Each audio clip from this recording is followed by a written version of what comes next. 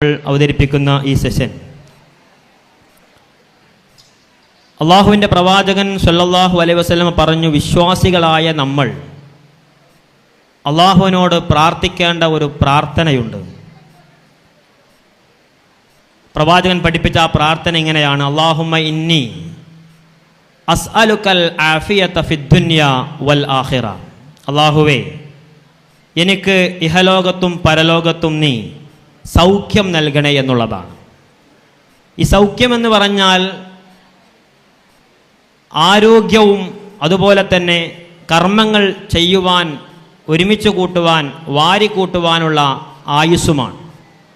പല ആളുകൾക്കും ദീർഘായുസ്സുണ്ടാകാം, പക്ഷേ നല്ല രൂപത്തിൽ അള്ളാഹുവിനോട് ആരാധനാ കർമ്മങ്ങൾ നിർവഹിക്കുവാനുള്ള ആരോഗ്യം ഉണ്ടാകണമെന്നില്ല. ആരോഗ്യവും ആയുസ്സും ഉണ്ടാകുമ്പോഴാണ് പരലോകത്ത് കനമുള്ള കട്ടിയുള്ള കർമ്മങ്ങളുമായി അള്ളാഹുവിനെ കണ്ടുമുട്ടാൻ നമുക്ക് സാധിക്കുകയുള്ളൂ.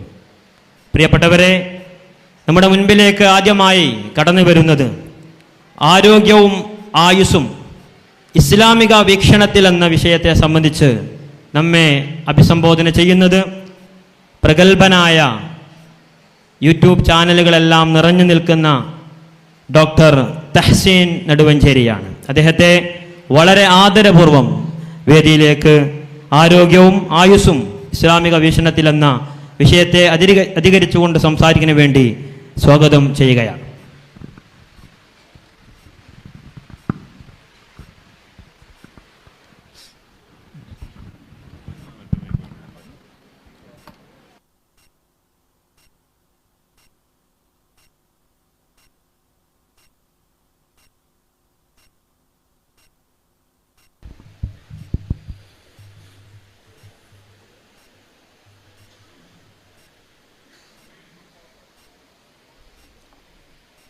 ബിസ്മില്ലാഹിർ റഹ്മാനിർ റഹീം. വസ്സലാത്തു വസ്സലാമു അലാ റസൂലില്ലാഹ്. അൽഹംദുലില്ലാഹി റബ്ബി ഇശ്റഹ് ലി സദ്രി വയസ്സിർ ലി അംരി വഹ്ലുൽ ഉഖ്ദത്തം മിൻ ലിസാനി യഫ്ഖഹു ഖൗലി. അസ്സലാമു അലൈക്കും വറഹ്മത്തുള്ളാഹി വബറകാതുഹു. ഇത്രയും നേരം റംസാനിനെക്കുറിച്ചും റംസാനിൽ നമ്മൾ നേടിയെടുക്കേണ്ട ആത്മീയമായ തർബിയത്തിൻ്റെ മറ്റ് സ്റ്റെപ്സിനെ കുറിച്ചും അതിൻ്റെ ഓരോ കാര്യങ്ങളെക്കുറിച്ചും നിങ്ങൾ ഓൾറെഡി കേട്ട് കഴിഞ്ഞു. എൻ്റെ ഒരു ഫീൽഡ് ആരോഗ്യ മേഖല ആയതുകൊണ്ടാണ് ആരോഗ്യവും ആയുസ്സും എന്നുള്ളൊരു ടോപ്പിക്ക് എനിക്ക് തന്നിട്ടുള്ളത്. അതിൽ ഒരു ഹെൽത്ത് ടോക്ക് എടുക്കാനല്ല ഞാനിവിടെ വന്നത്.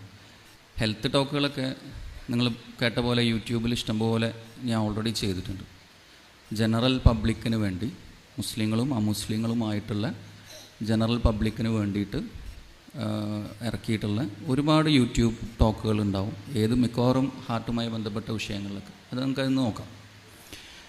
ആരോഗ്യത്തെക്കുറിച്ചും ആയുസ്സിനെക്കുറിച്ചും എൻ്റെ പരിമിതമായ ഇസ്ലാമികമായ അറിവിൽ വെച്ച് അതിനെ ഞാൻ എങ്ങനെ നോക്കിക്കാണുന്നു എന്നുള്ള ഒരു അഭിപ്രായങ്ങളാണ് ഞാൻ പറയുന്നത്. എനിക്ക് ഈ അഭിപ്രായങ്ങൾ, എൻ്റെ അഭിപ്രായങ്ങൾ തെറ്റുണ്ടാവാം. എന്നിൽ വരുന്ന തെറ്റുകളും കുറ്റങ്ങളും പൊറുക്കണം എന്ന് പറഞ്ഞുകൊണ്ട് ഞാൻ ആരംഭിക്കും. നമുക്ക് കിട്ടിയിട്ടുള്ള അനുഗ്രഹങ്ങളെ മൊത്തത്തിൽ നോക്കുകയാണെങ്കിൽ ഏറ്റവും പ്രധാനപ്പെട്ട അനുഗ്രഹം നിങ്ങൾക്കെല്ലാവർക്കും അറിയുന്നത് പോലെ ഹിദായത്താണ്. അതിനുശേഷം എന്താണെന്ന് ചോദിച്ചാൽ അത് ആഫിയത്താണ്. ആഫിയത്തിൻ്റെ ഏറ്റവും പ്രധാനപ്പെട്ടൊരു ഭാഗം എന്ന് പറഞ്ഞാൽ ആരോഗ്യവും ആയുസ്സും തന്നെയാണ്. അപ്പോൾ നമ്മളൊരു സാധാരണ ഒരു ദിവസം എങ്ങനെയാണ് നമ്മൾ തുടങ്ങുക?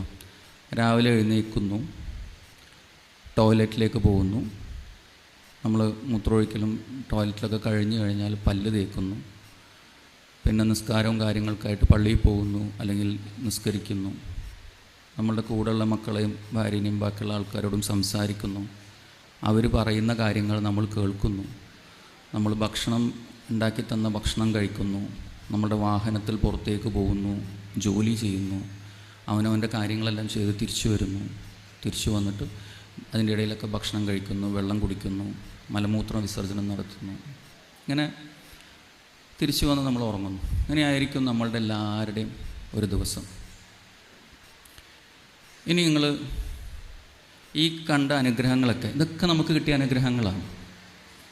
നമുക്ക് പല്ല് തേക്കാൻ ബ്രഷ് ഉണ്ട്, പേസ്റ്റ് ഉണ്ട്, വീട്ടിൽ വെള്ളമുണ്ട്, സോപ്പുണ്ട്, നമുക്ക് മാറ്റാൻ വസ്ത്രങ്ങളുണ്ട്, നമ്മളോട് നന്നായി പെരുമാറുന്ന കുടുംബാംഗങ്ങളുണ്ട്, നമുക്ക് ഭക്ഷണമുണ്ട്, അതേപോലെ നമുക്ക് കിടക്കാൻ സുരക്ഷിതമായൊരു പാർപ്പിടമുണ്ട്. അങ്ങനെ ഒരുപാട് അനുഗ്രഹങ്ങൾ, നമുക്ക് വാഹനങ്ങളുണ്ട്, നമുക്ക് അറിവ് ലഭിക്കാനുള്ള സൗകര്യങ്ങളുണ്ട്, നമുക്ക് വരുമാനം, ഉപജീവനം, നമ്മുടെ റിസ്ക്കിനുള്ള ഒരു ജോലിയുണ്ട്. ഈ പറഞ്ഞ ഒരുപാട് എണ്ണയാൽ തീരാത്ത അനുഗ്രഹങ്ങളാണ് ഞാനിപ്പോൾ ചുരുക്കി പറഞ്ഞത്. പക്ഷേ ഈ അനുഗ്രഹങ്ങളൊക്കെ അനുഭവിക്കണമെങ്കിൽ, ആസ്വദിക്കണമെങ്കിൽ അതിനേക്കാളും വലിയൊരു അനുഗ്രഹമായിട്ടുള്ള ആരോഗ്യം വേണം. ഇപ്പം ആരോഗ്യമില്ല, രാവിലെ എഴുന്നേൽക്കുന്നു, കയ്യോ കാലോ പൊന്തുന്നില്ല, അടുത്ത് നമ്മളെ നോക്കാൻ ഒരു നേഴ്സ് കിടക്കുന്നുണ്ട്, അവർ രാവിലെ കിടന്ന് ഉറങ്ങുകയാണ്, അവരെ വിളിച്ചെണീപ്പിച്ചാലേ മൂത്രമൊഴിക്കാൻ പറ്റുള്ളൂ. കുത്തി വിളിക്കണോ, ഒച്ചിട്ട് വിളിക്കണോ, അത് കുറച്ച് കഴിഞ്ഞിട്ട് വിളിക്കണോ എന്ന് നമ്മൾ ആലോചിക്കുന്നൊരു അവസ്ഥ. കുറച്ചും കൂടി നേരം വൈകിയാൽ മൂത്രം ബെഡിൽ പോകും, അപ്പോൾ അവരെ നേരത്തെ വിളിക്കാം എന്ന് വിചാരിച്ച് അവരെ കുത്തി എണീപ്പിച്ച് എന്നെ ഒന്ന് മൂത്രമൊഴിപ്പിച്ച് കൊണ്ടാണ്, അല്ലെങ്കിൽ എനിക്കൊന്ന് മലമൂത്ര വിസർജനം ചെയ്യണം, അതിന് ചെയ്യണം എന്ന് പറയേണ്ട ഒരവസ്ഥ. ഞാൻ പ്രശ്നമില്ലെങ്കിൽ പല്ല് തേക്കാൻ പല്ലില്ലാത്ത അവസ്ഥ, വായിൽ വെള്ളം പോയിട്ടൊരു സാധനം പോലും കൊണ്ടുവരാൻ പറ്റാത്തത്ര പുണ്ണുകളുള്ള രോഗികൾ, ഒരു വസ്തു ഇറക്കാൻ പറ്റാത്ത രോഗികൾ, ഒരു ഭക്ഷണത്തിനോട് താല്പര്യമില്ലാത്ത രോഗികൾ, ഭക്ഷണത്തിന് താല്പര്യം ഉണ്ടായിട്ടും അത് കഴിക്കരുതെന്ന് ഡോക്ടർമാർ പറഞ്ഞ രോഗികൾ, മലമൂത്ര വിസർജനം ചെയ്യാൻ സാധിക്കാത്ത ആൾക്കാർ, മൂത്രമൊഴിക്കുന്ന ഭാഗത്തിലൂടെ ട്യൂബിട്ട് മൂത്രം പുറത്തെടുക്കുന്ന രോഗികൾ, മൂത്രം വരണമെങ്കിൽ മണിക്കൂറുകൾ കാത്തിരിക്കേണ്ട രോഗികൾ, മലം പുറത്തു വരാതെ ട്യൂബിട്ട് പുറത്തെടുക്കുന്ന രോഗികൾ, നടക്കാൻ പറ്റാത്തവർ, ശ്വാസം വലിക്കാൻ പറ്റാതെ ഓക്സിജനിലും വെൻറ്റിലേറ്ററിലുള്ള ആളുകൾ, അങ്ങനെയുള്ള രോഗികളെ സംബന്ധിച്ചിടത്തോളം അവർക്ക് വീടുണ്ടായിട്ടോ, കുടുംബങ്ങളുണ്ടായിട്ടോ, ഭക്ഷണം ഉണ്ടായിട്ടോ, വാഹനങ്ങളുണ്ടായിട്ടോ, സമ്പത്തുണ്ടായിട്ടോ, കുട്ടികളുണ്ടായിട്ടോ പ്രത്യേകിച്ച് കാര്യമില്ല. പക്ഷേ ഈ ആരോഗ്യത്തിനെക്കുറിച്ച് നമ്മൾ തീരെ ആലോചിക്കാറില്ല. നമ്മളതിനെക്കുറിച്ച് അവബോധം ഉള്ള ആളുകളല്ല. അത് നഷ്ടപ്പെടുന്നത് വരെ. നഷ്ടപ്പെട്ടാലും നമ്മളൊരു വീടിൻ്റെ മൂലയിൽ നഷ്ടം സഹിച്ച് ജീവിക്കുന്നു എന്നല്ലാതെ അപ്പോഴും സമൂഹത്തിലുള്ള മറ്റുള്ളവർ ഈ പറഞ്ഞ ആളുകളെ കാണുന്നില്ല. ഇപ്പം നമ്മളെല്ലാവരും പരസ്പരം ഈ മീറ്റിങ്ങിൽ കണ്ടു. പക്ഷെ ഞാൻ ഈ പറഞ്ഞ രോഗികൾ ഈ നാട്ടിലുണ്ട്, ഈ ഓഡിറ്റോറിയത്തിൻ്റെ അപ്പുറത്തും ഇപ്പുറത്തും വീട്ടിലുണ്ട്. അവർക്ക് ഇവിടെ വരാൻ പറ്റാത്തതുകൊണ്ട് നമ്മളവരെ കാണുന്നില്ല, അത്രയേ ഉള്ളൂ. ഇതാണ് ആരോഗ്യം എന്ന് പറഞ്ഞിട്ടുള്ള ഏറ്റവും മഹത്തായ ഹിദായത്തിന് ശേഷം വരുന്ന ഒരനുഗ്രഹം. അത് അല്ലാഹു തആല നിറയെ വാരിക്കോരി തന്നതുകൊണ്ടാണ് നമുക്കതിനെക്കുറിച്ച് ഓർമ്മയില്ലാത്തത്. ഇവിടെ ആകെ ഈ നാട്ടിൽ നടക്കാൻ കഴിവുള്ളതൊരു 10 ആൾക്കായിരുന്നു. ബാക്കിയുള്ളവർക്കൊന്നും നടക്കാനുള്ള ആരോഗ്യമില്ലായിരുന്നു എന്ന് വിചാരിക്കുക. ഈ നടക്കാൻ കഴിവില്ലാത്ത ആൾക്കാരൊക്കെ കൂടിയിട്ട് പറയും, നോക്കിയേ ഒരു 10 ആളുണ്ട് കേട്ടോ, നോട്ടിൽ ഇങ്ങനെ കയലുകൊണ്ട് ഇങ്ങനെ നടക്കുന്നുണ്ട്, അവരായിരിക്കും ചർച്ചാ വിഷയം. ഇന്നതെന്താ ചർച്ചാ വിഷയം അല്ലാത്തത്? എല്ലാവർക്കും നടക്കാനുള്ള ആരോഗ്യം കിട്ടി, അപ്പോൾ പിന്നെ അത് ചർച്ചാ വിഷയമല്ല. എല്ലാവർക്കും കാഴ്ച കിട്ടി, അതൊരു ചർച്ചാ വിഷയമല്ല. എല്ലാവർക്കും കേൾവി കിട്ടി, അതൊരു ചർച്ചാ വിഷയമല്ല. നമ്മളങ്ങനെ നഷ്ടപ്പെടുത്തി കളയുന്ന, അശ്രദ്ധയിൽ കളയുന്ന ഒരു ഏറ്റവും പ്രധാനപ്പെട്ട ഒരു അനുഗ്രഹമാണ് ആരോഗ്യം, ആയുസ്. ഈ ആരോഗ്യമുള്ള ദിവസങ്ങൾ, മാസങ്ങൾ, വർഷങ്ങൾ നമുക്ക് കൂടുതലായിട്ട് ലഭിക്കുന്നതിനാണ് നമ്മളെന്ത് പറയുന്നത്, ആയുസ് എന്ന് പറയുന്നത്. അപ്പം ഒരാൾക്ക് നബി സല്ലല്ലാഹു അലൈഹി വസല്ലം പറഞ്ഞത് എന്താണ്? അള്ളാഹു ഒരാൾക്ക് അനുഗ്രഹങ്ങൾ ചൊരിയണം, റഹ്മത്ത് ചൊരിയണം എന്ന് വിചാരിച്ചാൽ അദ്ദേഹത്തിന് ആയുസ് നീട്ടിക്കൊടുക്കും. ഈ റമദാനിൻ്റെ തുടക്കത്തിൽ നമ്മളെല്ലാവരും കേട്ടൊരു ഹദീസുണ്ട്. അത് റമദാനിൻ്റെ പ്രാധാന്യത്തിനെക്കുറിച്ചുള്ള ഒരു ഹദീസാണ്. ചുരുക്കി പറയാം, 2 ഇസ്ലാമിലേക്ക് വരുന്നു. അതിൽ 2 സുഹൃത്തുക്കൾ. അതിലൊരു സുഹൃത്ത് ഒരു യുദ്ധത്തിൽ ഷഹീദായി മരണപ്പെടുന്നു. മറ്റേ സുഹൃത്ത് 1 വർഷത്തിന് ശേഷം സ്വന്തം വിരിപ്പിൽ മരണപ്പെടുന്നു. ഇവരെക്കുറിച്ചൊരു സ്വഹാബി സ്വപ്നത്തിൽ കാണുന്നത് ഷഹീദായ ആളെക്കാളും വർഷങ്ങൾക്ക് മുന്നേ സ്വന്തം വിരിപ്പിൽ കിടന്ന ആൾ സ്വർഗത്തിൽ കയറുന്നു. ഇത് വളരെ അത്ഭുതമായിട്ട് അവർക്ക് തോന്നി. കാരണം എന്താ? ഷഹീദിൻ്റെ കൂലി നമുക്കറിയാം, വളരെ പ്രധാനപ്പെട്ടതാണ്. അദ്ദേഹം ത്യജിച്ചത് ഏറ്റവും പ്രധാനപ്പെട്ട സ്വന്തം ജീവനാണ്. ആ ഷഹീദിനേക്കാളും വളരെ വർഷങ്ങൾക്ക് മുമ്പ് സ്വന്തം വിരിപ്പിൽ കിടന്ന ഒരാൾ സ്വർഗത്തിൽ കയറി എന്ന് പറഞ്ഞ് നബി സല്ലല്ലാഹു അലൈഹി വസല്ലമയുടെ അടുത്ത് വന്നപ്പോൾ അദ്ദേഹം ചോദിച്ചത് എന്താ? നിങ്ങൾക്കെന്താ ഇത്ര അത്ഭുതം? ഈ പറഞ്ഞൊരാളിൽ ഒരു റമളാൻ കഴിഞ്ഞു പോയിട്ടില്ലേ? ഈ പറഞ്ഞൊരാൾക്ക് ഒരുപാട് സുജൂദുകളും റുക്കുകളും കിട്ടിയിട്ടില്ലേ?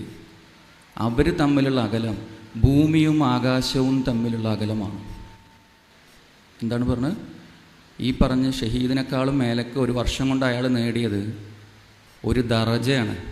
സ്വർഗത്തിലൊരു വളരെ വിശാലമായ വളരെ വലിയൊരു ദറജ, ഒരു സ്ഥാനം. ആ സ്ഥാനങ്ങൾ തമ്മിലുള്ള വ്യത്യാസം ഭൂമിയും ആകാശവും തമ്മിലുള്ള വ്യത്യാസം. അപ്പോൾ നമുക്ക് ഭൂമിയും ആകാശവും തമ്മിൽ വ്യത്യസ്തമായ ലെവലിൽ ദറജ ഉയർത്തിത്തരുന്ന ആയുസ്സിനെ പറ്റിയും നമ്മൾ അറിയണം, നന്ദിയുള്ളവരായിരിക്കണം. ഇത്രയും പറഞ്ഞിട്ട് ഇതാണ് ആരോഗ്യവും ആയുസ്സും എന്നതിനെക്കുറിച്ചുള്ള ചുരുക്കിയിട്ടുള്ളൊരു കാര്യം. ഇനി ഇങ്ങനെ ഒരു ആയുസ് വെറുതെ കിട്ടിയിട്ട് കാര്യമുണ്ടാവും. ഒരുപാട് ആൾക്കാർക്ക് ആയുസ് കിട്ടുന്നുണ്ട്, അവർക്കൊക്കെ ദറജ കൂടി കിട്ടുന്നുണ്ടാവും? കിട്ടില്ല. അവരാ ആരോഗ്യവും ആയുസ്സും വേണ്ട വിധത്തിൽ അവനവൻ്റെ പരലോക വിജയത്തിന് വേണ്ടി ഉപയോഗപ്പെടുത്തിയാൽ മാത്രമേ ഇത് കിട്ടുള്ളൂ. അള്ളാഹു എന്താ പറഞ്ഞത്? ഞാൻ മനുഷ്യരെയും ജിന്നുകളെയും എന്നെ ആരാധിക്കാനല്ലാതെ സൃഷ്ടിച്ചിട്ടില്ല എന്നുള്ളത്. അപ്പോൾ നമുക്കൊരു ആയുസ് കുറച്ച് നീട്ടിക്കിട്ടിയാൽ നമ്മളുടെ ഉദ്ദേശം എന്തായിരിക്കണം? കുറച്ചുകൂടി നന്നായിട്ട് ഇബാദത്ത് ചെയ്യണം എന്നായിരിക്കണം. എന്താ, ഞാൻ പെട്ടെന്ന് ഇടയിലിടയിൽ എൻ്റെ പ്രാക്ടീസും കൂടി പറയാം, അപ്പോൾ നിങ്ങൾക്ക് രസമുണ്ടാവും. ഒരാളെൻ്റെ അടുത്ത് വന്നിട്ട് പറഞ്ഞു, അത്യാവശ്യം ദീനിയായിട്ടുള്ള ആളാണ്. അപ്പോൾ ഞാൻ പറഞ്ഞു, ബ്ലോക്കുകളൊക്കെ ഉണ്ട്, ഇങ്ങനെയൊക്കെയാണ് നമ്മൾ ചെയ്യേണ്ടത്. അത് പ്രശ്നമില്ല സാറേ, എൻ്റെ ഉത്തരവാദിത്തങ്ങളൊക്കെ കഴിഞ്ഞിരിക്കണം എന്ന് പറഞ്ഞു.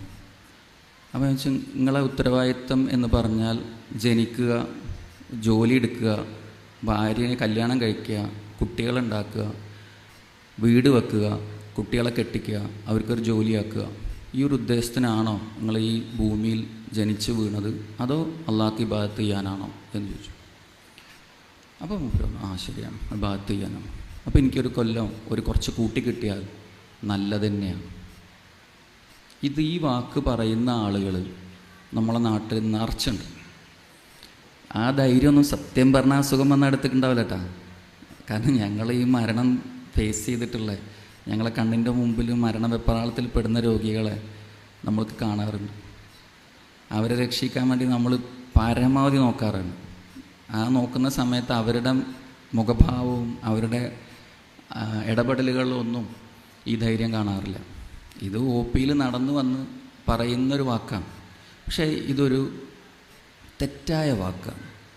മഹത്തായ ആരോഗ്യവും ആയുസ്സും എന്ന് പറഞ്ഞ അനുഗ്രഹത്തിനെ ചെറുതാക്കി കാണുന്ന ഒരു നന്ദി കെട്ട വാക്കാണ്. ഒരിക്കലും പറയരുത്.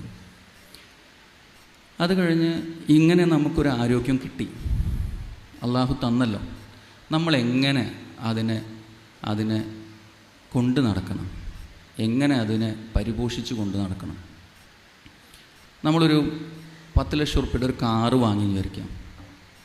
കാറുള്ള ആൾക്കാർ നിറച്ച് കാറാണ്. എനിക്ക് പാർക്കിംഗ് പോലും കിട്ടിയില്ല, വണ്ടികൾ ഫുള്ളാണ്, ഞാൻ റോട്ടിലാണ് പാർക്ക് ചെയ്തത്.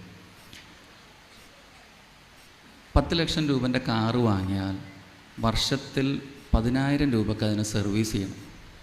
വേണ്ടേ? 10,000 ഉറുപ്പ്യക്ക് മിനിമം സർവീസ് ചെയ്യണം. നമ്മളുടെ ശരീരത്തിലുള്ള ഹാർട്ടിനെ കുറിച്ച് കുറച്ചും കൂടി എനിക്ക് നന്നായിട്ട് അറിയാം. അതിനെക്കുറിച്ചൊരു പഠനം പറഞ്ഞത്, നമ്മളുടെ ഹാർട്ട് പോലത്തെ ഒരു ഹാർട്ട് ആർട്ടിഫിഷ്യലി ക്രിയേറ്റ് ചെയ്യുകയാണെങ്കിൽ, പറ്റൂല പക്ഷെ ആണെങ്കിൽ, ഒരു 500 കോടി രൂപയോളം ചിലവ് വരും. അങ്ങനത്തെ ഒരു ഹാർട്ടിന് കൊല്ലത്തിൽ എത്ര സർവീസ് ചാർജ് നമ്മൾ കൊടുക്കണം? കൊടുത്താൽ എത്തുമോ? എത്തൂല. ഇനി നമുക്ക് 55 വയസ്സാണെങ്കിൽ ഹാർട്ടിൻ്റെ വയസ്സ് 56ആണ്. കാരണം നമ്മൾ വയസ്സ് കണക്കാക്കുന്നത് നമ്മളെ പ്രസവിച്ച ദിവസം മുതൽ. ഹാർട്ടിൻ്റെത് നമ്മൾ കണക്കാക്കുന്ന ഹാർട്ട് അടിച്ചു തുടങ്ങുമ്പോഴാണ്. നമ്മൾ ജനിക്കുന്ന പ്രോസസ്സിൽ നിന്ന് 2 മാസത്തിൻ്റെ ഉള്ളിൽ മിടിപ്പ് തുടങ്ങും. ഹാർട്ടിൻ്റെ മിടിപ്പ് തുടങ്ങും. ഞാനിപ്പോൾ സംസാരിക്കുമ്പോൾ എൻ്റെ ഹാർട്ട് അടിച്ചുകൊണ്ടിരിക്കുക, ഞാനത് ശ്രദ്ധിക്കുന്നില്ല. നിങ്ങളെൻ്റെ സംസാരം കേട്ടുകൊണ്ടിരിക്കുന്നു, നിങ്ങളുടെ ഹാർട്ട് അടിച്ചുകൊണ്ടിരിക്കുക. നിങ്ങൾ ഉറങ്ങിക്കൊണ്ടിരിക്കുന്നു, നിങ്ങളുടെ ഹാർട്ട് അടിച്ചുകൊണ്ടിരിക്കുക. നിങ്ങൾ ടോയ്ലറ്റിലാണ്, ഹാർട്ട് അടിച്ചുകൊണ്ടിരിക്കുക. നിങ്ങൾ ടി വി കാണുന്നു, എൻ്റർടൈൻമെൻറ്റ് കാണുന്നു, ഹാർട്ട് അടിച്ചുകൊണ്ടിരിക്കുക. എന്ത് ചെയ്യുമ്പോഴും ഹാർട്ട് അടിച്ചുകൊണ്ടിരിക്കുക. അങ്ങനത്തെ ഏതെങ്കിലും ഒരു മെഷീനെ കുറിച്ച് നിങ്ങൾക്ക് അറിയോ? കേടാവാതെ, നിൽക്കാതെ, മെയിൻ്റനൻസ് ഇല്ലാതെ 24 മണിക്കൂറും വർക്ക് ചെയ്യുന്ന ഒരു മെഷീനെ കുറിച്ച് നിങ്ങൾക്ക് അറിയാം? ഇതൊരു പമ്പാണല്ലോ. നമ്മൾ വീട്ടിലത്തെ മോട്ടറൊന്ന് ഓഫാക്കാൻ മറന്നു നോക്കിയാൽ 2 ദിവസം കൊണ്ട് അത് കത്തിപ്പോവും അല്ലേ? പറഞ്ഞു വന്നത് ഇത്രയും പ്രധാനപ്പെട്ട, അത് ഒരു ഹാർട്ടിനെ പറ്റി മാത്രമേ ഞാൻ പറഞ്ഞു. അതുപോലെ കിഡ്നി ഉണ്ട്, ലിവറുണ്ട്, തലച്ചോറുകളുണ്ട്, കണ്ണുണ്ട്, കാതുണ്ട്. ഈ പറഞ്ഞ ഓരോ സാധനത്തിനും നമ്മൾ എങ്ങനെ മെയിൻ്റനൻസ് ചെയ്യും? അതിനു വേണ്ടി നമ്മൾ പൈസ ചിലവാക്കുകയാണെങ്കിൽ എത്ര ചിലവാക്കണം? ഒരുപാട് ചിലവാക്കണം. പക്ഷെ അത്രയൊന്നും ആവശ്യം വരുന്നില്ല. കാരണം എന്താ? നമ്മൾ ഉണ്ടാക്കിയതല്ല ഈ സാധനം. അതുകൊണ്ട് തന്നെ അതിനത്ര മെയിൻ്റനൻസ് വേണ്ട. കാറ് നമ്മൾ ഉണ്ടാക്കിയതാണ്. അതുകൊണ്ട് അതിന് 1% പൈസ എല്ലാ കൊല്ലവും ചിലവാക്കണം. ഈ നമ്മുടെ ശരീരം അല്ലാഹു തആല ഉണ്ടാക്കിയതാണ്. അതുകൊണ്ട് അതിനത്രയധികം മെയിൻ്റനൻസ് ആവശ്യം വരുന്നില്ല. വരുന്നുണ്ടായിരുന്നെങ്കിൽ നമ്മൾ പണി തീർന്നുണ്ടാവും. ഒരാൾക്കും ചെയ്യാൻ പറ്റില്ല. അങ്ങനെ കിട്ടിയ ആരോഗ്യം നമ്മൾ കൊണ്ടടക്കുമ്പോൾ നമ്മളൊക്കെ അറിയാവുന്ന അറിവുകൾ നമ്മൾ ഉപയോഗപ്പെടുത്തണം. അത് ഹദീസിലൂടെ ഒരുപാട് അറിവുകൾ വന്നിട്ടുണ്ട്. അതിനുശേഷം വന്ന സയൻറ്റിഫിക് ഡിസ്കവറീസ്, ഇസ്ലാമിൻ്റെ ഗോൾഡൻ കാലഘട്ടങ്ങളിൽ ഒരുപാട് നല്ല ദീനിയായിട്ടുള്ള ഇസ്ലാമിക പണ്ഡിതന്മാർ അറിവുകൾ ഉണ്ടാക്കിയിട്ടുണ്ട്.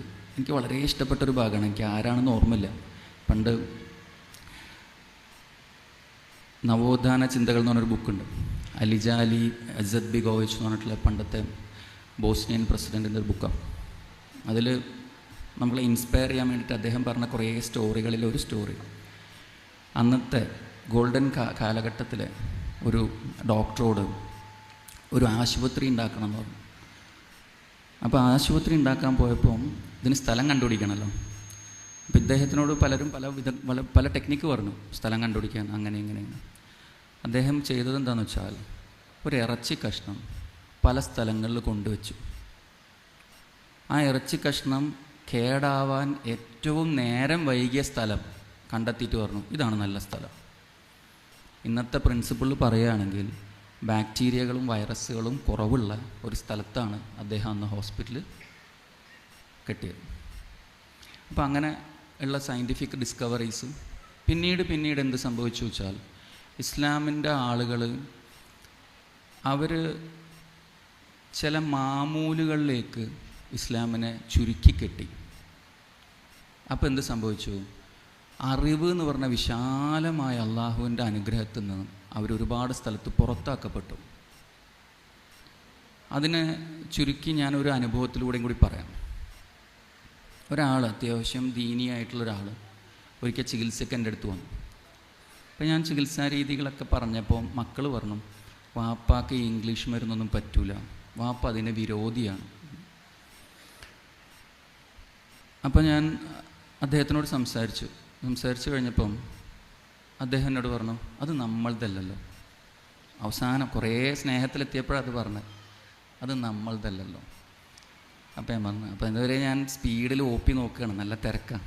അപ്പോൾ ഞാൻ പേപ്പറും പേനയൊക്കെ അവിടെ വെച്ചു. എന്നിട്ട് അദ്ദേഹം ഞാനൊരു 3-4 ചോദ്യങ്ങൾ നിങ്ങളോട് ചോദിക്കാം, അത് നിങ്ങളൊന്ന് ഉത്തരം പറഞ്ഞുതരാം. മൂന്നാ എന്നെ നല്ല അറിവുള്ള ആളാണ്, നല്ല ദീനിയായിട്ടുള്ളൊരു വിഷയം. ഞാൻ ചോദിച്ചു, ഈ മെഡിക്കൽ നോളജ് നമ്മൾ ഇന്നിപ്പോൾ കൊണ്ട് നടക്കുന്ന രോഗങ്ങളെ പറ്റിയിട്ടുള്ള അറിവും സ്വന്തം ശരീരത്തിനെ കുറിച്ചുള്ള അറിവ്, ആ ശരീരത്തിൽ വരുന്ന രോഗത്തിനെ കുറിച്ചുള്ള അറിവ്, ആ രോഗത്തിന് വേണ്ട ചികിത്സനെക്കുറിച്ചുള്ള അറിവ്, ഈ അറിവുകളൊക്കെ സായിപ്പ് സ്വന്തം കഴിവുകൊണ്ട് കണ്ടെത്തിയതാണോ അതോ ഇത് അല്ലാഹു തആല ഇറക്കി കൊടുത്തതാണോ? അദ്ദേഹം പറഞ്ഞു, എല്ലാ അറിവും അള്ളാഹുവിൽ നിന്നാണ്, ആർക്കും അറിവ് കണ്ടെത്താൻ പറ്റില്ല. ആണല്ലേ? ശരി. ഇനി രണ്ടാമത്തെ ചോദ്യം. ഞാൻ ഖുർആൻ വായിച്ചപ്പോൾ ഒരു സ്ഥലത്ത് കണ്ടു, നബിയെ ഈ കണ്ട ജൂതന്മാർക്ക് അവരുടെ മക്കളെ അറിയുന്നതിനേക്കാളും നന്നായിട്ട് താങ്കളറിയാം. പക്ഷെ അവർ വിശ്വസിക്കാതിരിക്കാനുള്ള കാരണം ഞാൻ ആ ആയത്തല്ല പറഞ്ഞു, അതിൻ്റെ ചുരുക്കി പറഞ്ഞു. ഞാൻ എൻ്റെ നബിയായിട്ട് സെലക്ട് ചെയ്തത് ഇബ്രാഹിം നബിയുടെ മക്കളിലുള്ള ഇസ്മായിൽ നബിയുടെ പരമ്പരയിലുള്ള താങ്കളെ ആയിപ്പോയി എന്നതിലുള്ള പ്രതിഷേധം കൊണ്ട് മാത്രമാണ് അവർ താങ്കൾ അംഗീകരിക്കാത്തത്. അത്രയും കാലം ഇബ്രാഹിം നബീൻ്റെ, ഇസ്ഹാഖ് നബീൻ്റെ, യാക്കൂബ് നബീൻ്റെ പരമ്പരയിലാണ് മൂസാ നബിയും ഈസാ നബിയും എല്ലാവരും വന്നത്. അവരുടെ വാപ്പം നബിയാണ്, മക്കൾ നബിയാണ്, ഒരേ സമയം ബ്രദേഴ്സ് നബിമാരാണ്. ഓരോ തലമുറയിലും നബിമാരെ അയച്ചു കൊടുത്തിരുന്നു. അങ്ങനെ അയച്ചയച്ച് ഇവരുടെ ധിക്കാരം ഒരു ലെവലിൻ്റെ മേലെത്തിയപ്പോഴാണ് അള്ളാഹു ആ പരമ്പരയിൽ നിന്ന് ഈ നബി ആവാനുള്ള നുബുവത്ത് ഇസ്മായിൽ നബിയുടെ പരമ്പരയിലുള്ള അറബികൾക്ക് കൊടുത്തത്, മുഹമ്മദ് നബിക്ക് കൊടുത്തത്. അള്ളാഹു അവനിഷ്ടപ്പെട്ട ആളുകളിലേക്ക് അവൻ്റെ അറിവ് കൊടുത്തു എന്നുള്ള ഒറ്റ കാരണം കൊണ്ട് ആ അറിവിനെ നിഷേധിച്ചവരാണ് ഇസ്രായേലിയർ. അങ്ങനെ തന്നെയല്ലേ? ആണ്. ഇനി ഞാൻ പിന്നെ മൂപ്പരോട്, ഇപ്പോൾ നിങ്ങൾ ഈ പറഞ്ഞ വർത്താനം ഈ ഇസ്രായേലിയർ ചെയ്ത പണിയും തമ്മിൽ എന്തെങ്കിലും ഒരു ബന്ധം നിങ്ങൾക്ക് തോന്നുന്നുണ്ടോ എന്ന് ചോദിച്ചു. അതായത് അള്ളാഹ് കൊടുത്ത നുബുവത്ത് ഇസ്മായിൽ നബീൻ്റെ പരമ്പരയിൽ വന്ന് മുഹമ്മദ് നബിക്ക് കൊടുത്തു എന്നുള്ള ഒറ്റ കാരണം കൊണ്ട്, അത് സത്യമാണെന്ന് അറിഞ്ഞിട്ട് പോലും അതിനെ നിഷേധിച്ച യഹൂദരും, അറിവിന് വേണ്ടി സെർച്ച് ചെയ്ത് ഉറക്കൊഴിച്ച് ജീവിതം ഒഴിഞ്ഞു വെച്ചിട്ടുള്ള അമുസ്ലിങ്ങളായ സായിപ്പന്മാർക്ക് അള്ളാഹു അറിവ് കൊടുത്തു എന്നുള്ള കാരണം കൊണ്ട് ആ അറിവ് പറ്റൂല, എനിക്കിഷ്ടമല്ല എന്ന് പറയുന്ന നമ്മളുടെ ആളുകളും തമ്മിൽ എവിടേക്കോ ഒരു ചേർച്ച ഉണ്ട്. അത് പറഞ്ഞു കഴിഞ്ഞപ്പോൾ മൂപ്പര് പറഞ്ഞു, ഡോക്ടർ എന്താ വേണ്ട വെച്ച് പറഞ്ഞു, ഞാൻ ചെയ്യാൻ റെഡിയാണ്. അങ്ങനെ ചികിത്സിച്ചു, അദ്ദേഹം നന്നായി പോയി. ഇപ്പം ഞാൻ പറഞ്ഞു വന്നത്, നമുക്ക് ഈ ആരോഗ്യം നിലനിർത്താൻ ആവശ്യമായിട്ടുള്ള പ്രതിരോധ നടപടികളെക്കുറിച്ച് നമ്മൾ സ്വീകരിക്കുമ്പോൾ, അത് വാക്സിൻ ആയിക്കോട്ടെ, അത് നടത്തമായിക്കോട്ടെ, ഭക്ഷണ നിയന്ത്രണമായിക്കോട്ടെ, ഷുഗറിനും പ്രഷറിനുള്ള മെഡിസിനുകളായിക്കോട്ടെ, നമ്മളുടെ മാനസിക സ്ട്രെസ്സ് കുറക്കുന്ന ആക്ടിവിറ്റീസ് ആയിക്കോട്ടെ, നമുക്ക് കിട്ടിയ അറിവിനെ നമ്മളത് ഉപയോഗപ്പെടുത്തണം. ഇതാണ് ഈ മഹത്തായ അനുഗ്രഹത്തിന് നമ്മൾ ശുക്ർ ചെയ്യുന്നതിൻ്റെ ഒരു വഴി. രണ്ടാമത്തെ വഴി, നമുക്ക് നഷ്ടപ്പെടാം. നമ്മൾ ഈ കാര്യങ്ങളൊക്കെ ചെയ്താലും നമുക്കെന്ത് ചെയ്യാം? നമുക്കിത് നഷ്ടപ്പെടാം. അപ്പോൾ അത് ചികിത്സിക്കണം. ഇനി ഞാൻ നിങ്ങൾക്ക് വേറൊരു ആംഗിളിൽ അത് പറഞ്ഞുതരാം. നമ്മൾ തീരെ ആരോഗ്യം ശ്രദ്ധിക്കുന്നില്ല, തോന്നിയമാതിരി ഭക്ഷണം കഴിക്കുന്നു, തോന്നിയമാതിരി എക്സസൈസ് ചെയ്യുന്നില്ല, നമ്മളൊന്നും ചെയ്യുന്നില്ല. എന്നിട്ട് അസുഖം വന്നു കഴിഞ്ഞാൽ എന്തായിരിക്കും അവസ്ഥ? പ്രാർത്ഥനയോ പ്രാർത്ഥന. നമ്മൾ നേർച്ചകൾ നേരും. വാപ്പ ഹോസ്പിറ്റലിലാണ്, ICUവിലാണ്, അല്ലെങ്കിൽ എനിക്ക് നാളെ ഒരു സർജറി ഉണ്ട്, നിങ്ങളെനിക്ക് പ്രാർത്ഥിക്കണം എന്നൊക്കെ പറയും അല്ലേ? നമ്മളും പ്രാർത്ഥിക്കും. അങ്ങനെ തന്നെയല്ലേ? ഇനി അതിൻ്റെ ഒരു കാര്യം കൂടി പറഞ്ഞു. നമുക്ക് 2 മക്കളുണ്ടെന്ന് വിചാരിക്കും. നമുക്കവർക്ക് ഭയങ്കര ഇഷ്ടമാണ്. അപ്പോൾ അവർക്ക് സ്കൂളിൽ പോകണം, അവർക്ക് മദ്രസയിൽ പോകണം, അവർക്ക് കളിക്കാൻ പോകണം. ഇതിനൊക്കെ നമ്മൾ വില കൂടിയ വളരെ ഭംഗിയുള്ള ഒരു നല്ലൊരു സൈക്കിൾ വാങ്ങിച്ചു കൊടുത്തു. മൂത്ത മകനുണ്ട്, ചെറിയ മകനുണ്ട്. മൂത്ത മകൻ ഈ സൈക്കിൾ കറക്റ്റായിട്ട് ഓടിക്കും, എവിടെയും തട്ടിക്കൂല, എന്നും കഴുകി വൃത്തിയാക്കും, കറക്റ്റ് ഓയിൽ കൊടുക്കും, കറക്റ്റ് സർവീസ് ചെയ്യും. അവൻ പോണതോ സ്കൂളിലേക്കാണ്, അവൻ പോണതോ മദ്രസയിലേക്കാണ്, നല്ല കാര്യത്തിനാണ്. രണ്ടാമത്തവൻ ഈ സൈക്കിൾ അവിടെ വലിച്ചു വരയിടും, ആകെ അതിൻ്റെ ചെയിനും പൊട്ടി, ഓയിലും കൊടുക്കുന്നില്ല, അവിടെ തട്ടിച്ച് ഹെഡ്ലൈറ്റ് പൊട്ടി, ടൈൽ ലാമ്പ് പൊട്ടി, ടയർ പഞ്ചറായി, ആകെ വൃത്തികേടാക്കി കൊണ്ടുനടക്കുന്നു. ഇവൻ പോണതാണെങ്കിലോ കുരുത്തക്കേട് കാണിക്കാനും. ഇതാണ് അവസ്ഥ. രണ്ടാളുടെയും സൈക്കിള് കേടായി. അപ്പോൾ സാധാരണ നമ്മൾ പഴയ വീട്ടിലെങ്ങനെയാണ്, അമ്മയാണല്ലോ പറയാം, നോക്കിയാൽ മോൻ്റെ സൈക്കിളേ കേടായിക്കണം, ഒന്ന് നന്നാക്കണം എന്തെങ്കിലും. അപ്പോൾ മൂത്തോൻ്റെ സൈക്കിളാണ് കേടായതെങ്കിൽ എന്താ പറയുക, അത് നന്നാക്കണം, ഓൻ നന്നായി കൊണ്ടടക്കുന്ന സാധനമാണ്, മാത്രമല്ല അവന് പള്ളിയിൽ പോകാനുള്ളതാണ്, അല്ലെങ്കിൽ മദ്രസയിൽ പോകാനുള്ളതാണ്, സ്കൂളിൽ പോകാനുള്ളതാണ്, വേഗം നന്നാക്കിക്കുക, എന്നാൽ പൈസ എന്നാ കൊണ്ടുപോയിക്കോ എന്ന് പറയും അല്ലേ. ഞാനാണ് അങ്ങനെ പറയാം. രണ്ടാമത്തവൻ്റെ സൈക്കിളാണെങ്കിലോ നന്നായി അത് കേടായത്. എന്താ നമ്മൾ പറയാം, കേടായത് നന്നായി, ഓൻ്റെ ആ കുരുത്തക്കേടിന് പോകാനുള്ള സാധനമല്ലേ, അവിടെ കിടക്കട്ടെ അല്ലേ. ഇനി നമുക്ക് ആരോഗ്യം തന്ന അള്ളാൻ്റെ അടുത്തുനിന്ന് ഈ സൈക്കിള് നമുക്ക് കിട്ടിയ ആരോഗ്യവും ആ പിതാവ് നമ്മുടെ പടച്ചവനും ഈ സൈക്കിൾ കൊണ്ടെടുക്കുന്ന ആൾക്കാർ നമ്മളുമാണെന്ന് കൂട്ടി നോക്കി. നമ്മൾ ആരോഗ്യം ഒന്നും ശ്രദ്ധിക്കാണ്ട് വലിച്ച് വാരി തിന്ന് എക്സസൈസും ഇല്ല, ഒരു സാധനവും ഇല്ലാണ്ട് പോയി, എന്നിട്ട് അസുഖം വന്ന് ഐ സി കൊടുക്കുമ്പോൾ പടച്ചോനെ നേരാക്കണേ എന്ന് പറയുമ്പോൾ എന്തായിരിക്കും അള്ളാൻ്റെ അഭിപ്രായം? പോടെ ചെക്ക് അവിടെ നിന്നായിരിക്കൂലേ, ആവുമോ? സാധ്യതയുണ്ട്. നമ്മൾ ഈ ആയുസ് ചിലവാക്കിയത് മുഴുവൻ കുരുത്തക്കേടിനാണെന്ന് വിചാരിക്കുക, എന്നിട്ട് ആ ആയുസ്സും ആരോഗ്യം കിട്ടണമെന്ന് പറഞ്ഞ് തിരിച്ചു വന്നാൽ എന്തിനാണിത് എന്നാവും ചോദിക്കുക. ഞാൻ തമാശയിൽ പറഞ്ഞു കേട്ടോ, നിങ്ങൾക്ക് മനസ്സിലാവാൻ വേണ്ടി പറഞ്ഞു.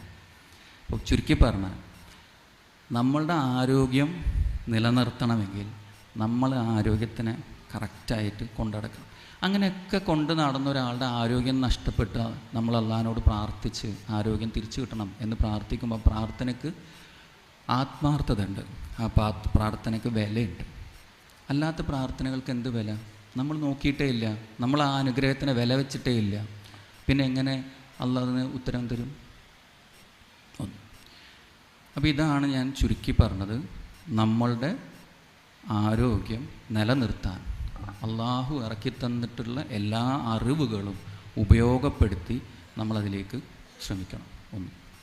2, ഗതികേടായി നമുക്ക് ഇങ്ങനെ എന്താ പറയുക, അസുഖം വന്നു, ചികിത്സിക്കണം. അപ്പോഴും ഏറ്റവും അറിവുള്ള ഏറ്റവും നല്ല അറിവിനനുസരിച്ച് നമ്മൾ ചികിത്സിക്കണം. അവിടെയും 1-2 കാര്യങ്ങളെയും പറഞ്ഞു. ഇപ്പോൾ എൻ്റെ ഒ പിയിലൊക്കെ ചിലപ്പോൾ വന്നിട്ട് പറയും, സാറേ ചികിത്സിക്കാൻ പൈസക്ക് കുറച്ച് ബുദ്ധിമുട്ടാണ്, കുറച്ചുകൂടി കുറഞ്ഞതാണെങ്കിലോ ഇതാണെങ്കിലോ അതാണെങ്കിലോ എന്ന് ചോദിച്ചു ഇങ്ങനെ ഒരുപാട് സമയത്ത് ഞാൻ അവരോട് പറയുന്ന ഒരു കാര്യം പറഞ്ഞു. നമ്മളുടെ നാട്ടിൽ ഉള്ളൊരവസ്ഥ, എൻ്റെ ഒരു അനുഭവം പറയണേ, ഒരവസ്ഥ എങ്ങനെയാണെന്ന് വെച്ചാൽ, നമ്മളെ കയ്യിലൊരു 5 ലക്ഷം റുപ്യ കയ്യിലുണ്ടെന്ന് വിചാരിക്കാം. നമ്മൾ വീട് വെക്കാൻ ഉദ്ദേശിക്കുന്നു എന്നും വിചാരിക്കാം. നമ്മൾ 5 ലക്ഷം റുപ്യൻ്റെ വീടാണ് വെക്കുക? അല്ല, 5 ലക്ഷം റുപ്യ കയ്യിലുള്ള ആൾ 50 ലക്ഷം റുപ്യൻ്റെ വീടാണ് വെക്കുക. 5 ലക്ഷം റുപ്യ കയ്യിലുണ്ട്, കാറ് വാങ്ങണം. 5 ലക്ഷം റുപ്യ കയ്യിലുണ്ടായിട്ട് 5 ലക്ഷം റുപ്യൻ്റെ കാറ് വാങ്ങിച്ച ആൾക്കാരെ കാണാൻ ഞാൻ ഇപ്പോഴും തപ്പിക്കൊണ്ട് നടക്കുക. 5 ലക്ഷം റുപ്യ കയ്യിലുണ്ടെങ്കിൽ 10 ലക്ഷം റുപ്യൻ്റെ കാറ് വാങ്ങും. ഇനി കയ്യിൽ 5 പൈസ ഇല്ല വിചാരിച്ചോളൂ, ഒരു ഉഗ്രം കല്യാണം നടത്താൻ 25 ലക്ഷം റുപ്യ ചിലവാക്കും. അതിലെന്തൊക്കെ ചിലവ്? ഡ്രസ്സ്, ഭക്ഷണം, അത് ഇത് മറ്റൊക്കെ. എന്താ കാരണം? ഇനി 5 ലക്ഷം റുപ്യ കയ്യിലുണ്ട്, 1 ലക്ഷം റുപ്യൻ്റെ ചികിത്സ നടത്തണം, 10 തൊട്ടാലേക്കും ആ 1 ലക്ഷം എന്നുള്ള 75 ആക്കാൻ പറ്റുമോ? എന്താ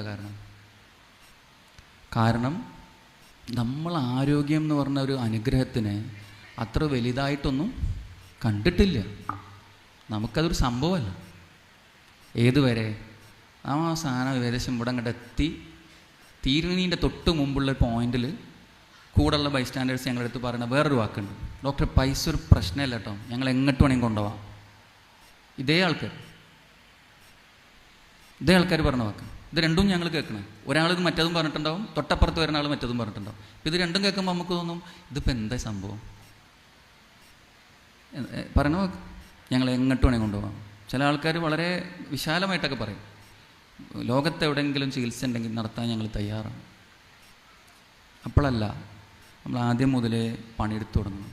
ആദ്യം മുതലേ കറക്റ്റ് സമയത്ത് ചികിത്സിക്കാം.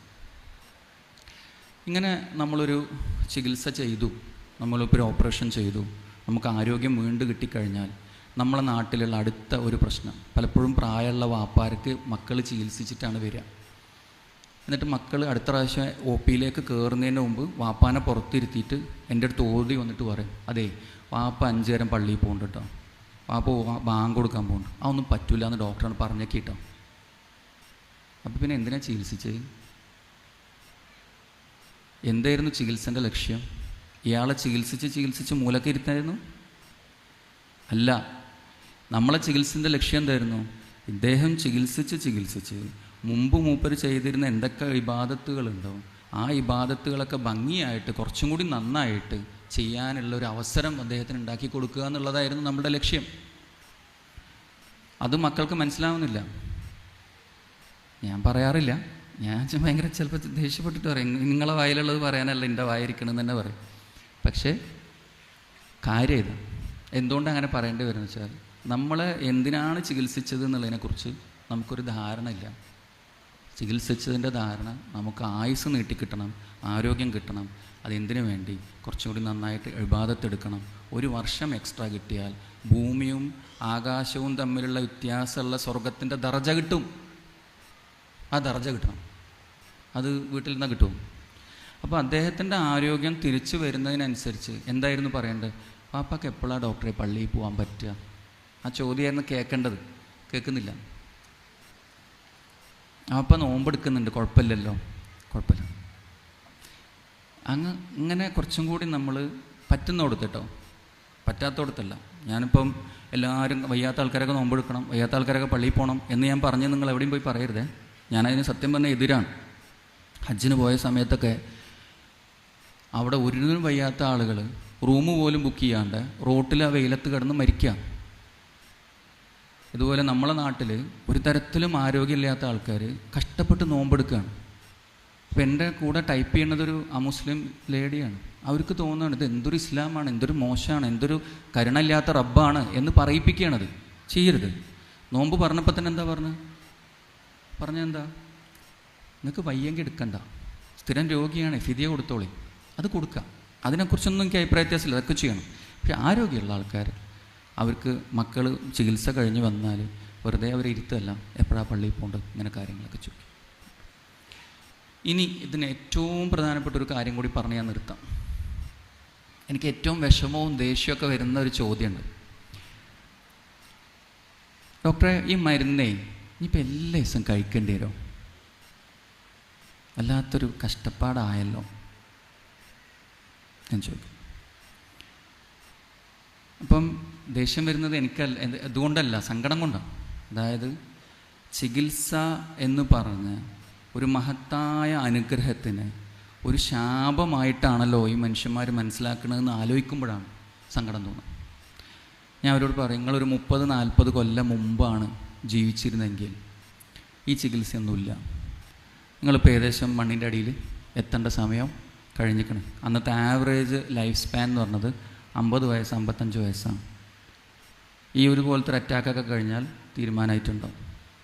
ഇത് അല്ലാഹു തആല നിങ്ങൾക്ക് ഇങ്ങനൊരു ചികിത്സാ രീതി നിങ്ങളുടെ വീടിൻ്റെ അടുത്ത് നിങ്ങൾക്ക് കൊക്കിലൊതുങ്ങുന്ന ഒരു ചിലവിൽ എത്തിച്ചു തന്നതുകൊണ്ടാണ് നിങ്ങൾ ഇന്നെൻ്റെ മുമ്പിൽ ഇരുന്ന് സംസാരിക്കുന്നത്. ഇനി ആ ആരോഗ്യം നിലനിർത്താൻ വേണ്ടിയിട്ട് നിങ്ങൾക്ക് തരുന്ന മെഡിസിനുകൾ നിങ്ങൾക്ക് വാങ്ങാൻ പറ്റുന്ന ലെവലിലാണ് അള്ളാഹ് ഉണ്ടാക്കി തന്നിരിക്കുന്നത്. ഒരു ഇഞ്ചക്ഷന് 18 കോടിക്ക് വേണ്ടി നമ്മളൊക്കെ പിരിച്ചത് ഓർമ്മ ഉണ്ടാവും. ഒരു അസുഖമുള്ള സ്പൈനൽ മസ്കുലർ അട്രോഫി എന്ന് പറഞ്ഞൊരു കുട്ടിക്ക് ഇഞ്ചക്ഷന് 18 കോടിയാണ്. പിരിച്ചു വന്നപ്പോൾ 18 കോടിനേക്കാളും കൂടുതൽ കിട്ടി. ഓർമ്മ ഉണ്ടാവും, വാട്സാപ്പിലൊക്കെ ഉണ്ടായിരുന്നു. എന്താ അതിന് ഇത്രയും വില കാരണം? എന്താ ഇത്ര 18 കോടിക്ക് വില കാരണം? മിക്കവാറും എല്ലാ മരുന്നും കണ്ടെത്തി അതിനെ പഠനം നടത്തി പുറത്ത് മനുഷ്യന് ഉപയോഗിക്കാൻ പറ്റുന്ന കോലത്തിലെത്തിക്കണമെങ്കിൽ ആയിരക്കണക്കിന് 10,000-കണക്കിന് കോടി രൂപേൻ്റെ ചിലവുണ്ട് പാരസെറ്റമോളിന് പോലും. എന്നിട്ട് ഈ പാരസെറ്റമോൾ എങ്ങനെയാണ് നമുക്ക് 2 റുപ്യക്കും 3 റുപ്യക്കും കിട്ടുന്നത്? ആ അസുഖം നമ്മളെപ്പോലത്തെ ഒരുപാട് ആൾക്കാർക്കുള്ളതുകൊണ്ട്, ഒരുപാട് ആൾക്കാർ ആ മരുന്ന് വാങ്ങുന്നതുകൊണ്ട് 2 റുപ്യക്ക് സാധനം കിട്ടുന്നത് മാത്രം. അത് അധികം ആൾക്കാർക്ക് ഇല്ലായിരുന്നെങ്കിൽ ഒരു പാരസെറ്റമോളിൻ്റെ വില 10,000 റുപ്യ ആയിരിക്കും, അല്ലെങ്കിൽ 1,00,000 റുപ്യ ആയിരിക്കും. അതെന്തുകൊണ്ടാണ് സാധിച്ചത്? കുറേ ആൾക്കാർക്ക് ഒരേപോലെ ഏകദേശം ഒരേ രൂപത്തിൽ അല്ലാഹു തആല നമ്മളെ സൃഷ്ടിച്ചുകൊണ്ടാണ്. ഓരോരുത്തരും ഓരോ ലെവലിലേക്കാണ് സൃഷ്ടിച്ചതെങ്കിൽ ഇന്ന് മെഡിസിൻ എന്ന് പറഞ്ഞൊരു ശാഖ ഉണ്ടാവില്ല. പറ്റൂല. ഒരാൾക്ക് വേണ്ടി മെഡിസിൻ ഉണ്ടാക്കാൻ പറ്റുമോ? കഴിയില്ല. അപ്പം മരുന്നുകൾ, ടാബ്ലറ്റ്സ് അള്ളാഹുവിൻ്റെ അനുഗ്രഹമാണ്. അത് നമുക്ക് വാങ്ങിയെടുക്കാൻ കഴിയുന്നത് അനുഗ്രഹം കൊണ്ടാണ്. ആ അനുഗ്രഹം നമ്മൾ കഴിക്കുമ്പോൾ അതിനോട് നമ്മൾ കാണിക്കേണ്ടത് നന്ദിയാണ്. ബിസ്മില്ലാ അൽഹംദുലില്ലാ. തുടങ്ങുമ്പോൾ ബിസ്മില്ലാ, കഴിച്ചു കഴിഞ്ഞാൽ അൽഹംദുലില്ലാ. കാരണം എന്താ? ആ മരുന്ന് കഴിക്കുമ്പോൾ നമ്മുടെ ആയുസ് ചിലപ്പോൾ 1 കൊല്ലത്തിലേറെ നീളാം. ആ ചികിത്സ എടുക്കുമ്പോൾ നമ്മുടെ ആയുസ് 1, 2, 3, 4 കൊല്ലം നീട്ടിക്കിട്ടാം. പഠനങ്ങളിൽ തെളിയിച്ചിട്ടുള്ളതാണ്. അതെന്താ? ഓരോ കൊല്ലം ഓരോ റംസാന് കിട്ടുമ്പോഴും ഓരോ ദറജയല്ലേ ഈ പൊന്തുന്നത്. അങ്ങനെ നിങ്ങളൊന്ന് കണ്ടു നോക്കൂ. അപ്പോൾ ഞാൻ അവർക്ക് മനസ്സിലാവുന്ന ഭാഷയിൽ പറയും. ഇത് ഏതുപോലെയെന്ന് വെച്ചാൽ, ഷർട്ട് ഇടാതെ ഒരു കുട്ടി എന്നും നിങ്ങളെ വീട്ടിൻ്റെ മുമ്പ് കൂടി പോകുന്നു, ഷർട്ടില്ല. അപ്പോൾ നിങ്ങൾക്ക് വെയിലുണ്ട്, ഈ കുട്ടി പോണത് കണ്ട് പാവം തോന്നിയിട്ട് അവനൊരു 4 ഷർട്ട് വാങ്ങിച്ചു കൊടുത്തു. ഷർട്ട് കിട്ടിയ ഉടനെ അവൻ ചോദിക്കുകയാണ്, ഇതിപ്പോൾ എന്നും ഇടേണ്ടി വരുമോ? എങ്ങനെ ഉണ്ടാവും ആ ചോദ്യത്തിൻ്റെ ഒരു നന്ദികേട്? ഇതിപ്പോൾ എന്നും ഇടേണ്ടി വരുമോ? അതെന്തുകൊണ്ട് അങ്ങനെ ചോദിക്കണം? അവൻ ആ ഷർട്ട് എന്നൊരു അനുഗ്രഹമായിട്ട് മനസ്സിലായിട്ടില്ല. അപ്പം ഇത്തരം കാര്യങ്ങൾ, ആരോഗ്യം എന്ന് പറഞ്ഞത് ഹിദായത്തിന് ശേഷമുള്ള ഏറ്റവും നല്ല റഹ്മത്താണ്. അതുപോലെ തന്നെ നമ്മൾ കാണണം. ആരോഗ്യ പരിപാലനം എന്ന് പറയുമ്പോൾ നമ്മൾ ഓരോ കാര്യത്തിൽ അതിൽ ശ്രദ്ധിക്കുമ്പോഴും, നമ്മൾ നടക്കാൻ പോണത്, നമ്മൾ ജിമ്മിൽ പോകുന്നത്, നമ്മൾ ഭക്ഷണം നിയന്ത്രിക്കുന്നത്, ഇതൊക്കെ പുണ്യപ്രവൃത്തിയായിട്ട് മാറും. എപ്പോൾ? നമ്മുടെ ഉദ്ദേശം ഈ ലെവലിലേക്ക് മാറ്റുമ്പോൾ. വളരെ ചുരുങ്ങി 2 കാര്യങ്ങളും കൂടി പറയണം. നിങ്ങളെ ബോറടിപ്പിക്കുകയാണോ എന്ന് എനിക്ക് അറിഞ്ഞുകൂടാ. ഇങ്ങനെയുള്ള അവസരങ്ങൾ വളരെ അപൂർവമായിട്ടേ വരുള്ളൂ. ഒന്ന്, നമ്മൾ ഈ ആരോഗ്യം പറയുമ്പോഴൊക്കെ ഫിസിക്കലായിട്ടുള്ള നമ്മളുടെ ശാരീരികമായിട്ടുള്ള ആരോഗ്യത്തിനെക്കുറിച്ചാണ് പറയുന്നത്. മാനസിക ആരോഗ്യത്തിനെക്കുറിച്ച് നമ്മളൊരു തരത്തിലും ബോധേടല്ല, നമ്മൾ അറിവില്ല. ഞാൻ ഉറപ്പിച്ച് പറയാം, ഈ ഇരിക്കുന്ന ആളുകളിൽ 10% ആൾക്കാർക്കെങ്കിലും മാനസികമായ ബുദ്ധിമുട്ടുകളുണ്ട്. ആ മാനസികമായ ബുദ്ധിമുട്ട് അനുഭവിക്കുന്ന ഒരാളുടെ അനുഭവം ഫിസിക്കലായിട്ടുള്ളതിനേക്കാളും കഷ്ടപ്പാടാണ്. അത് ജനങ്ങൾ മനസ്സിലാക്കാത്തോടത്തോളം അവർ ആ സഫറിങ്ങിൽ പോവും. അപ്പം മാനസിക ആരോഗ്യത്തിന് നമ്മൾ വളരെ വേണ്ടപ്പെട്ട ഒരു പ്രാധാന്യം കൊടുക്കണം. അതിൻ്റെ ഡോക്ടേഴ്സിനെ കാണിക്കണം. എൻ്റെ OPയിൽ ഞങ്ങൾക്ക് പെട്ടെന്ന് ഈ പ്രശ്നമുള്ള ആൾക്കാർ വരും. കാരണം ടെൻഷൻ കൂടിയാൽ മിടിപ്പ് കൂടുമ്പോൾ ഹാർട്ടിൻ്റെ ആണെന്ന് പറഞ്ഞ് നമ്മുടെ അടുത്ത് വരും. പെട്ടെന്ന് ആദ്യം വരെ ഹാർട്ടിൻ്റെ ആണെന്ന് ചോദിച്ചു വരുമ്പോൾ വേറെ ഒന്നുമില്ല, ടെൻഷൻ കൂടിയതാണ്. ടെൻഷൻ്റെ ഡോക്ടറെ അടുത്തേക്ക് വിട്ടാൽ പോവില്ല, സൈക്യാട്രിസ്റ്റിൻ്റെ അടുത്തോ. എന്താ? കാരണം മനസ്സിന് നമ്മളെ നാട്ടിൽ എന്താ പറഞ്ഞു വെച്ചിരിക്കുന്നത്? അത് ഭ്രാന്തിൻ്റെ ഡോക്ടറാണെന്നാണ് പറഞ്ഞു വെച്ചിരിക്കുന്നത്. അതുകൊണ്ട് നാട് പോവില്ല. എന്നിട്ട് എന്നാൽ ഞങ്ങൾ ന്യൂറോളജിനെ കാണിക്കാം, അല്ലെങ്കിൽ ഞങ്ങൾ അവിടെ സൈക്കോളജിസ്റ്റിനെ കാണിക്കാം എന്നൊക്കെ പറയും. അപ്പോൾ ഞാൻ അവരോട് ചോദിക്കും, നിങ്ങൾ പ്രസവം എടുക്കാൻ വേണ്ടി എൻ്റെ അടുത്ത് ഹാർട്ടിൻ്റെ ഡോക്ടറെ അടുത്ത് കൊണ്ടുവരുമോ? ഇല്ലല്ലോ. ആൻജിയോപ്ലാസ്റ്റി ചെയ്യാൻ വേണ്ടിയിട്ട് ഗൈനക്കോളജിൻ്റെ അടുത്ത് കൊണ്ടുപോകുമോ? അതുമില്ല. പിന്നെ എന്തിനാ ഈ സൈക്യാട്രി പ്രശ്നം വരുമ്പോൾ അവരെ മാത്രം കാണാതിരിക്കണം? കറക്റ്റ് ആ ഡോക്ടേഴ്സിനെ കാണിച്ചു കഴിഞ്ഞാൽ ഞങ്ങൾക്ക് ആശ്വാസം കിട്ടും. അപ്പോൾ ആ ഒരു ആസ്പെക്റ്റിൽ ഇസ്ലാമിന് എന്തു പറയാനുണ്ട്? മാനസിക ആരോഗ്യത്തിനെക്കുറിച്ച് ഇസ്ലാമിന് എന്തു പറയാനുണ്ട്? മനസ്സിൻ്റെ അസുഖങ്ങൾക്കുള്ള ഷിഫയാണ് ഖുർആൻ എന്ന് ഖുർആനിലൊരു സ്ഥലത്ത് പറഞ്ഞിട്ടുണ്ട്. എന്താ കാരണം? ഞാൻ അത് ആദ്യം പണ്ട് 10-18 വയസ്സിലൊക്കെ അത് വായിക്കുമ്പോൾ എനിക്കിതെന്തോ അതങ്ങനെ ഒരു വലിയൊരു സംഭവമായിട്ട് തോന്നിയിട്ടില്ല. പക്ഷേ ഇപ്പം എനിക്ക് മനസ്സിലായൊരു സംഭവം എന്ന് പറയുന്നത്, നമ്മളുടെ പ്രധാനപ്പെട്ട മാനസിക പ്രശ്നങ്ങളിൽ ഒരെണ്ണം ഡിപ്രഷനാണ്, സങ്കടങ്ങളാണ്. നമുക്ക് ആ മാനസികമായ ഒരു വിഷമങ്ങളാണ്. അതിൻ്റെ ഒരു പ്രധാന കാരണം നമ്മളുടെ കഴിഞ്ഞുപോയ ജീവിതത്തിലുള്ള പ്രശ്നങ്ങളും ആ പ്രശ്നങ്ങളും നമ്മുടെ അടുത്ത് പറ്റിപ്പോയ തെറ്റുകളും കുറ്റങ്ങളുമാണ്. അപ്പോൾ അല്ലാഹു തആല എന്താ പറഞ്ഞത്? നിങ്ങളുടെ കഴിഞ്ഞ കാല പ്രശ്നങ്ങളൊക്കെ ഞാൻ പുറത്തു തരാം, നിങ്ങൾ എന്നോട് ഇസ്തിഗ്ഫാർ ചെയ്യൂ. അപ്പോൾ നമ്മൾ ഇസ്തിഗ്ഫാർ ചെയ്തു, അതിൻ്റെ പ്രോപ്പർ വഴിക്ക് ചെയ്തു കഴിഞ്ഞാൽ നമ്മളെ കഴിഞ്ഞ കാലം ഭൂതകാലം മുഴുവൻ അള്ളാഹു പുറത്തു തന്നു. അപ്പോൾ നമ്മളെക്കൊണ്ട് നമുക്കുണ്ടായ വിഷമങ്ങൾ മാറി. അതായത് ഞാൻ ഇന്നത് ചെയ്തല്ലോ, ഞാൻ അങ്ങനെ ചെയ്തല്ലോ, 2, വേറൊരാൾ നമ്മളോടൊരു അതിക്രമം ചെയ്തു. അപ്പോൾ എന്താ നമ്മളുടെ ഒരു നിലപാടെന്താണ്? നമ്മൾ അവർക്ക് റഹ്മത്തിൻ്റെ മാസമാണ്, ഞാൻ പുറത്തു തരാം. നമ്മൾ വേറൊരാൾക്ക് പുറത്തു കൊടുക്കുമ്പോൾ അയാളെക്കാളും മനസ്സമാധാനം കിട്ടുക നമുക്കാണ്. അല്ലെങ്കിൽ ആ എരിഞ്ഞ് നമ്മളെ മനസ്സ് നശിച്ചു പോകും. അപ്പോൾ അയാൾക്ക് നമ്മൾ പുറത്തു കൊടുക്കുന്നു, അല്ലാഹ് നമുക്കും പുറത്തു തരുന്നു. എത്ര നല്ല ഭംഗിയുള്ള ഒരു ദീനാണത്. അതോടുകൂടി എന്തായി? കഴിഞ്ഞ കാല പ്രശ്നങ്ങളെക്കുറിച്ചിട്ടുള്ള നമ്മുടെ മനസ്സിൻ്റെ പ്രശ്നങ്ങളിൽ നിന്ന് നമുക്കൊരുപാട് ഊരാൻ പറ്റും. രണ്ടാമത്തെ പ്രശ്നം, നാളെ ഇനി എന്ത് സംഭവിക്കും? നാളത്തെ പരീക്ഷ എന്താവും? നാളത്തെ ജോലി എന്താവും? ബിസിനസ് താഴത്തേക്കാണല്ലോ പോണത്. എൻ്റെ ഈ ഒരു പ്രയാസം എങ്ങനെയായിരിക്കും? നാളെ എന്തായിരിക്കും എന്നുള്ളതിനെക്കുറിച്ചിട്ടുള്ള നമ്മളുടെ ടെൻഷനാണ്, ആവലാതികളാണ്. ഈ കാര്യങ്ങളാണ് നമുക്ക് ആങ്സൈറ്റി ഉണ്ടാക്കുന്നത്. കാര്യങ്ങൾ നമ്മളുടെ കൺട്രോളിലല്ല എന്ന് കാണുമ്പോഴാണ് വെപ്രാളം. നമ്മളോട് എന്താ പറഞ്ഞത്? അല്ലാഹു തആല എന്താ പറഞ്ഞത്? നിങ്ങൾ തവക്കൽ ചെയ്തോ, നിങ്ങളുടെ കാര്യങ്ങൾ നിങ്ങൾ തവക്കൽ ചെയ്യും. കാരണം ഈ ലോകത്ത് ഒരു സാധനം പോലും നമ്മളുടെ കൺട്രോളിലില്ല. കൺട്രോളില്ലാത്ത സാധനം കൺട്രോൾ ചെയ്യാൻ പോയാൽ ടെൻഷൻ അല്ലാതെ വേറെ എന്തെങ്കിലും വരുമോ? എന്തു ചെയ്യും? തവക്കൽ ചെയ്യുന്ന ഒരാളെ സംബന്ധിച്ചിടത്തോളം അൽഹംദുലില്ലാ തവക്കൽതു അലല്ലാഹ്, അള്ളാഹിൻ്റെ അടുത്താണ് എല്ലാ കാര്യങ്ങളും, ഞാൻ എൻ്റെ പണി കഴിഞ്ഞു. അയാൾക്ക് മനസ്സമാധാനമുണ്ട്, അയാൾക്ക് ഉറങ്ങാൻ സാധിക്കും. ഇനി അയാൾക്കൊരു നന്മ വന്നാലോ അയാൾ എന്താ പറയും? അൽഹംദുലില്ലാ, സമാധാനം. ഇനി അയാൾക്കൊരു ബുദ്ധിമുട്ട് വന്നാലോ അവർക്ക് എന്ത് പറയണം? ഞാൻ ക്ഷമിക്കാൻ തയ്യാറാണ്, ഞാൻ സ്വബർ ചെയ്യാൻ തയ്യാറാണ്. ആ പ്രയാസത്തിൽ ഞാൻ സ്വബറാണ് എൻ്റെത്. ഈ യുദ്ധത്തിന് പോണ സമയത്ത് ശത്രുക്കളെ മുമ്പിൽ കണ്ടപ്പോൾ ഇന്ന് നിങ്ങളുടെ അവസാനമാണെന്ന് മുനാഫിക്കുകൾ പറഞ്ഞപ്പോൾ മുഅ്മിനീങ്ങൾ എന്താ പറഞ്ഞത്? ഇത് അള്ളയും റസൂലും ഞങ്ങളോട് വാഗ്ദാനം ചെയ്തതാണ്. അത് പറഞ്ഞിട്ട് പറഞ്ഞ സംഭവങ്ങൾ എന്താ? അള്ളാഹ് ഉദ്ദേശിച്ചതല്ലാത്തൊരു മുസീബത്തും ഞങ്ങൾക്ക് വരാനില്ല, കഫാ ബില്ലാഹ്, അള്ളാഹ് മതി നമുക്ക് വക്കീല. ആ ഒരു വിശ്വാസമുള്ള ഒരാളെ സംബന്ധിച്ചിടത്തോളം, ആ ഒരു വിശ്വാസമുള്ള ഒരാൾക്ക് ഒരു ലെവല് വിട്ടിട്ടൊന്നും ആങ്സൈറ്റി വരില്ല.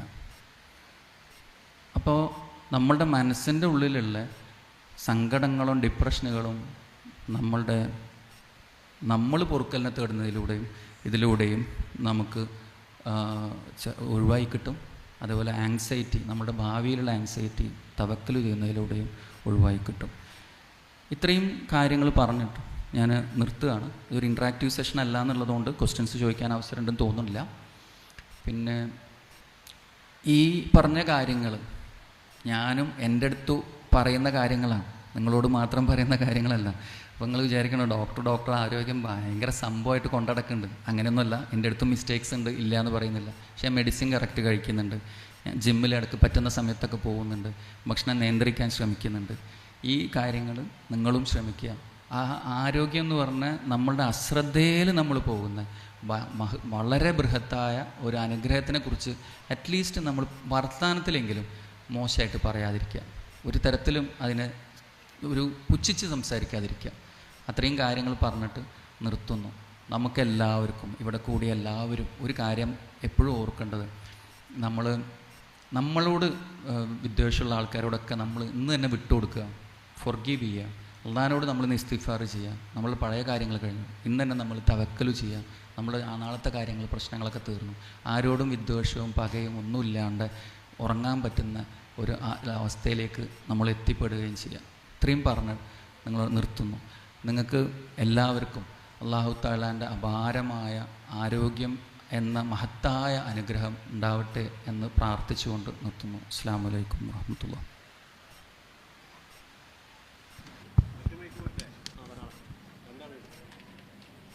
അടുത്തതായി വേദിയിൽ